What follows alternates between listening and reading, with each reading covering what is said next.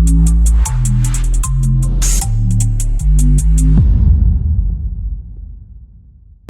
શહેરમાં ખાટુ શ્યામ મંદિર ટ્રસ્ટની ચૂંટણીને લઈને ભારે વિવાદ સર્જાયો છે। અગ્રવાલ સ્કૂલ ખાતે યોજાયેલી ચૂંટણી દરમિયાન પ્રોક્સી વોટિંગના આક્ષેપો વચ્ચે શ્યામ સેવક ગ્રુપે ચૂંટણીનો બહિષ્કાર કરતા મામલો ગરમાયો છે। ચૂંટણી પ્રક્રિયાની પારદર્શિતાને લઈને ગંભીર સવાલો ઉઠ્યા છે, ત્યારે હવે સમગ્ર મામલો હાઈકોર્ટ સુધી પહોંચે તેવી શક્યતા વ્યક્ત થઈ રહી છે। આજરોજ સુરતના અગ્રવાલ સ્કૂલ ખાતે ખાટુ શ્યામ મંદિર ટ્રસ્ટની ચૂંટણીનું આયોજન કરવામાં આવ્યું હતું। ચૂંટણી દરમિયાન મેરા શ્યામ સબકા શ્યામ પેનલ દ્વારા પ્રોક્સી વોટિંગ કરવામાં આવી રહ્યું હોવાના આક્ષેપો સાથે શ્યામ સેવક ગ્રુપના ઉમેદવારોએ ભારે વિરોધ નોંધાવ્યો હતો।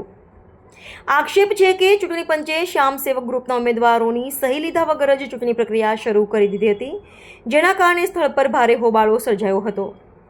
વિરોધ વધતા શ્યામ સેવક ગ્રુપે ચૂંટણીનો બહિષ્કાર જાહેર કર્યો અને તમામ ઉમેદવારો તથા સમર્થકો અલથાણ પોલીસ સ્ટેશન ખાતે ભેગા થયા હતા।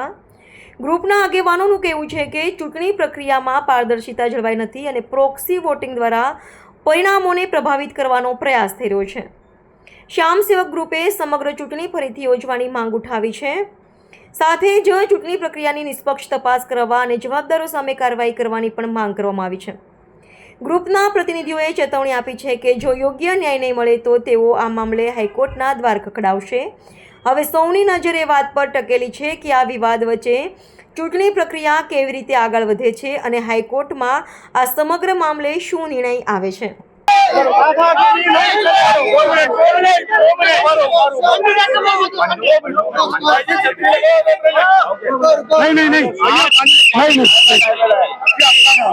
मेरा दीपक खेराड़ी नाम है। उसी जगह और आपका क्या प्रॉब्लम है? श्याम सेवा ट्रस्ट में मैं ट्रस्टी हूँ। ट्रस्टी प्रत्याशी में मैं खड़ा हुआ हूँ। ये सभी ट्रस्टी प्रत्याशी हैं। टोटल 27 प्रत्याशी खड़े हुए हैं।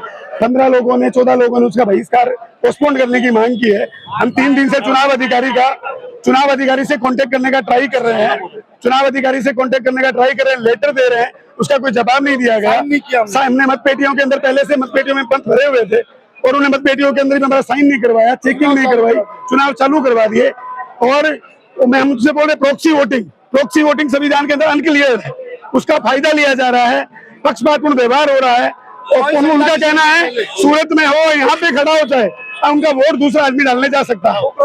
उनको शक है कि आदमी वोट मेरे को नहीं देगा तो उससे लेटर साइन करवा के और उसका अंदर प्रतिनिधि को भेज के, अपने आदमी को भेज के उसके वोट डाले जा रहे हैं। तो ऐसे चुनाव का कोई मतलब नहीं है। हमने इस चुनाव को पोस्टपोन करने का मांग की है कि आप 10 दिन आगे की डेट दो, प्रोक्सी का जो मैटर है उसको डिफाइन करो। उन्होंने जो हमको कार्यसूची दी उसके अंदर संविधान का एक मैटर दे दिया कि पैनल सिस्टम नहीं होगा। दूसरा मैटर प्रोक्सी था, प्रोक्सी उन्होंने नहीं दिया। कल उनसे मैं मिलने गया, उन्होंने बोला मुझे भी परसों पता चला। हमने उनसे चुनाव अधिकारी से ऐसा पूछा कि प्रॉक्सी का मैटर आपने हमको पहले क्यों नहीं बताया? बोले हमको भी परसों पता चला। मैंने उनसे आग्रह किया कि आपको 45 दिन पहले नियुक्त किया जाता है, आपको ये सब जानकारी होनी चाहिए और एक एक मतदारों को, प्रत्याशी को तो ठीक, एक एक मतदारों को पता होनी चाहिए। तो उनका ऐसा कहना है कि हमको परसों पता चला है, आपको ध्यान रखना चाहिए जहाँ आप चुनाव लड़ रहे हो और मंदिर का संविधान आपको ध्यान रखना चाहिए, उनका ऐसा कहना है। ये छोटा ट्रस्ट नहीं है, ये छोटा ट्रस्ट नहीं है, ये बड़ा ट्रस्ट है, ये छोटा ट्रस्ट नहीं है। इसमें करीब 1350 ट्रस्टी हैं और करीब 2500 आजीवन सदस्य हैं। तो इसका वो हर आदमी संविधान नहीं पढ़ता है। उनको चुनाव की प्रक्रिया में जाना चाहिए था कि आप अपने प्रतिनिधि को भेज के भी वोट दे सकते हैं। ये उनको 7 दिन पहले सूचना देनी चाहिए थी, तो वो कोई प्रतिनिधि बोलते सेट करते, न कोई एविडेंस के बारे में बताया गया कि आपको ये एविडेंस देना पड़ेगा या आपको फॉर्म भर के देना पड़ेगा। आप ऐसा कुछ भी नहीं बताया। संविधान के अंदर अनक्लियर परिभाषा है, अनक्लियर है। अर्थगठन बराबर नहीं, संविधान में ऐसा लिखा है, अर्थगठन बराबर नहीं है। मेरा नाम प्रदीप गोयल है। मैं सूरत धाम श्री श्याम सेवा ट्रस्ट में ट्रस्टी मेंबर हूँ। इस बार चुनावों में मैं प्रत्याशी के रूप में हूँ और हजारों सैकड़ों समर्थक हमारे साथ में यहाँ खड़े हैं।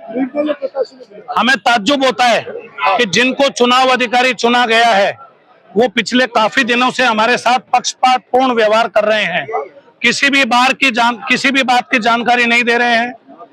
इन्होंने संविधान में एक लाइन लिखी हुई है कि कोई भी ट्रस्टी या सदस्य अपने प्रतिनिधि के रूप में प्रॉक्सी वोट दे सकता है, लेकिन इसको डिफाइन नहीं किया गया कि कौन बाहर का NRI या कौन ट्रस्टी और सदस्य या कोई बीमार है इनका चुनाव अधिकारी से हमने बात की तो इन्होंने हमको ये बताया है आज सुबह कि कोई सदस्य या ट्रस्टी अपने घर पे बैठा है, उसका मन नहीं है कि मुझे वोट देने जाना है, वो किसी को भी अपना प्रतिनिधि बनाकर वोट दे सकता है।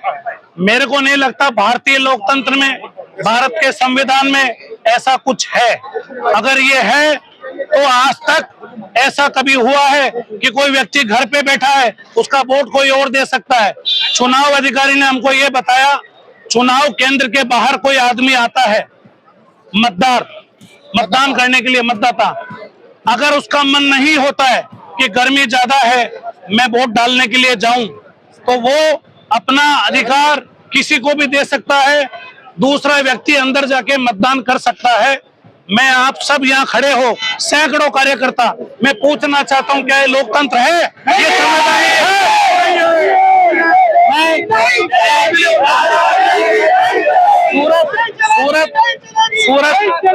सूरत धाम लाखों करोड़ों प्रेमियों के आस्था का केंद्र है। मैं हमारे सभी समर्थकों से दोनों हाथ जोड़ के माफी मांगता हूं, जिन्होंने दिन रात हमको सपोर्ट किया। हम बाबा की इच्छा के आगे नतमस्तक हैं। हम इस चुनाव में अब नहीं है, हम इस चुनाव को पोस्टपोन करते हैं। सभी श्याम मंदिर चले, बाबा के चरणों में बैठे, क्योंकि चुनाव अधिकारी सिर्फ और सिर्फ पक्षपात पूर्ण व्यवहार कर रहे हैं। चुनाव ने आज पीछे हटे लगभग 15 27 में से 15 इलेक्शन आज का निर्दलीय उम्मीदवार इलेक्शन गिना जाएगा कि नहीं गिना जाएगा। पहली चीज। दूसरी बात, आपने कभी लोकतंत्र में ऐसा देखा है कि प्रत्याशी के साइन के बिना मतदान की प्रक्रिया शुरू हो जाए? नहीं होता है।